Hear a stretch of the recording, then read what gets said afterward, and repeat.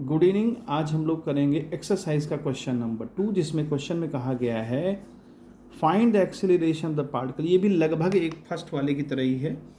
कहते हैं find the acceleration of A particle placed on the surface of the earth. यानी कि अब ये अर्थ है और अर्थ के सरफेस पर कोई एक पार्टिकल रखा हुआ है ना। और कहता है कि surface of the earth at the equator. अच्छा, इक्वेटर मान लीजिए ये हमारी इक्वेटर है, ये वाली इक्वेटर हो गई और यहाँ पर एक पार्टिकल रखा हुआ है, ये इसकी एक्सिस हो गई। ठीक है। अब कहता है कि the diameter of the earth, यानी कि अर्थ का जो डायमीटर है वो डी हम लिख लें 12800 किलोमीटर। तो जाहिर सी बात है कि इसको हमें सॉल्व करना पड़ेगा। तो ये बन जाएगा, आधा कर दें क्योंकि डिस्टेंस चाहिए होगी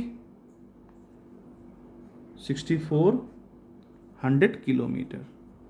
अब जब इसको हम सॉल्व करेंगे तो 64 इंटू 10⁵ मीटर हो जाएगा, किलोमीटर से मीटर हो गया।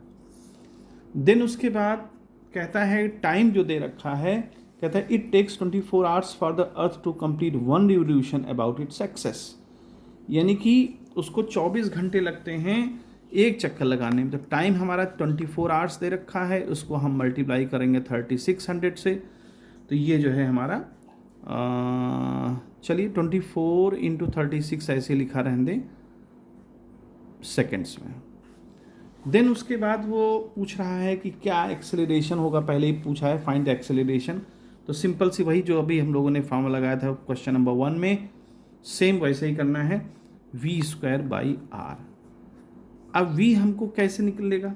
तो v निकालने के लिए हमें क्या करना पड़ेगा, 2πr और डिवाइड बाई t, इसका होल स्क्वायर करना पड़ेगा, और नीचे 1/r पहले से ही है।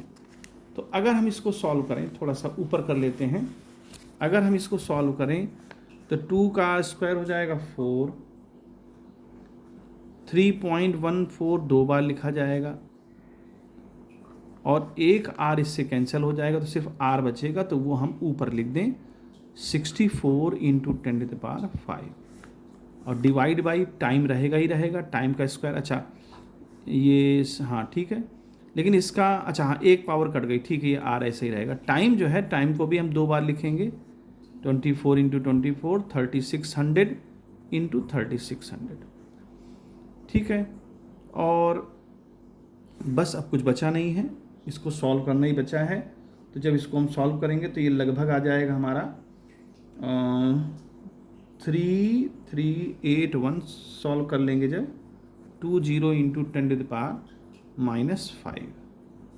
और इसको जब और सॉल्व कर लें तो जो आंसर है आपका 0.003 है ना 6 के अबाउट ये आ जाएगा मीटर पर सेकेंड स्क्वायर। तो इस तरह से इस क्वेश्चन को सॉल्व कर लेंगे।